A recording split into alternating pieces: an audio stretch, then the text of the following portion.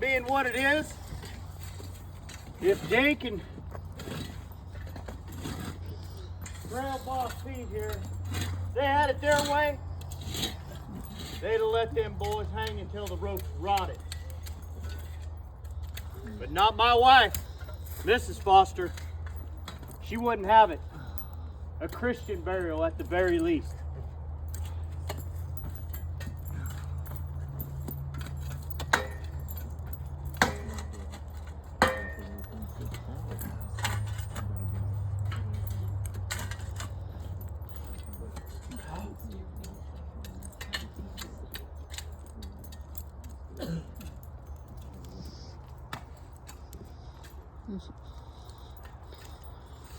Mr. Harkins,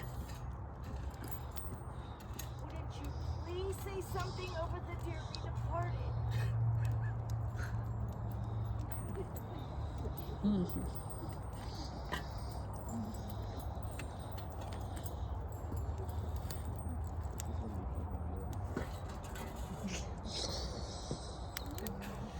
Rest in hell, boys. You got better than you deserve.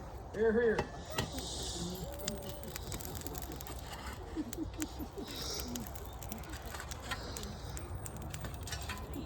I've still got time to work on you, Mr. Harkins.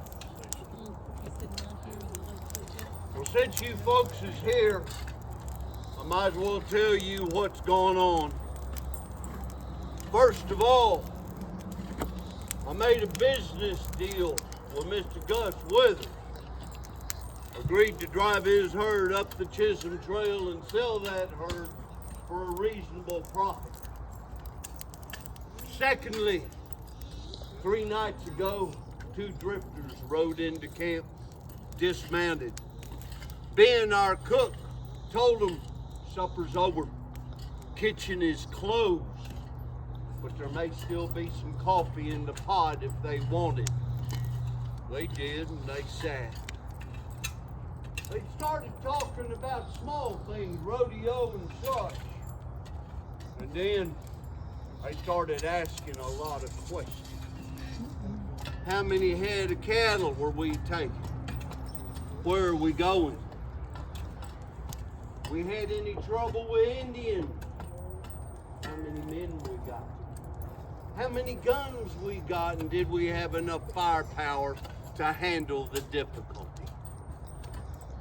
Dink had finished up out at the herd, and he rode back into camp.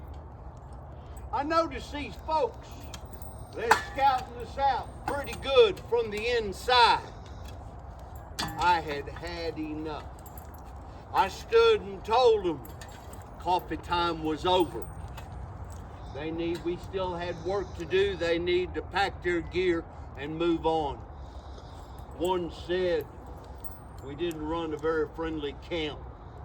I let that pass. Dink told me when he come up, he had a bad feeling about them hombres. Suggested maybe we go healed for the next 2 or 3 days. But it didn't even take that long. I'll let Dink tell you what happened then. Well, folks, I didn't sleep much that night, nor the night after. I got up early the next morning before cooking, grabbed a biscuit, a piece of dried bacon, and headed out to the herd. They were spread out a little more than I like to see, but nothing too bad.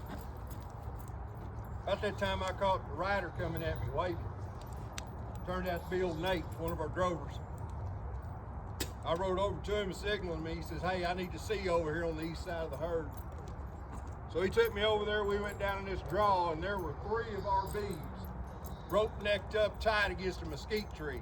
They was bawling and squalling and kicking at anything that got close to them.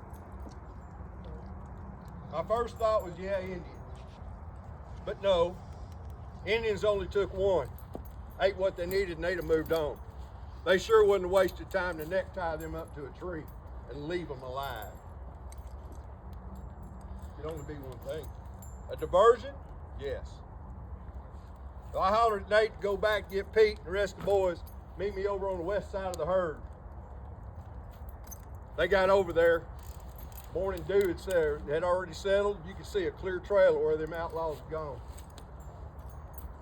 So we left 4 or 5 of the boys with the herd, a couple to take those 40 head we found, put them back with ours, left one drover down there with them 3 that were necked up. The 4 of us that was left, we took off. Only one thing to do, and that was catch them. Didn't take long. Busted through some brush, and there they were, their little camp they had set up. Of course, we surprised them pretty good. They all 4 jumped up, headed for horses. 2 of them got tangled up, went down. Me and Ben got them down real quick. But Pete and Nate, they took off as hard as they could go after them other 2. They sunk spur and was gone. It was about noontime when Pete got back. They weren't nobody with them. Pete said they'd lost them bad guys up there in the rough country, got away from them. But Pete said he noticed something about them 2. Neither one of them had ropes on their horses. Now, anybody that's ever ridden out there in the country knows your rope is a very important tool. And the only reason they didn't have ropes is why? Because they was down there on that dadgum mesquite tree with our beeves. Them 2 we caught, one of them was about mid-teenage years. The other one was mid-30s. Tried talking to him, he wouldn't say a word, for good reason too.